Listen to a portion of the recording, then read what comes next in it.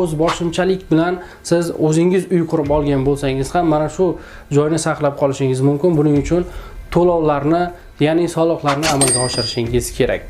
Noqonuniy bo'lsa ham uyingizni qurib olgan bo'lsangiz va bu uyni saqlab qolishingiz uchun siz oxirgi 5 yillikda soliqlarni kamchiliksiz to'lagan bo'lsangiz, soliq to'lashda hech qanday sizdan muammo bo'lmagan bo'lsa, siz ya'ni har doim vaqtida soliqlarni to'lab turgan bo'lsangiz va siz egallab olgan noturar joy yoki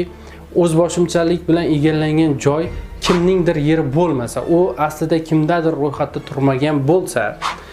va u yerda aka-uka yoki qarindosh urug' yoki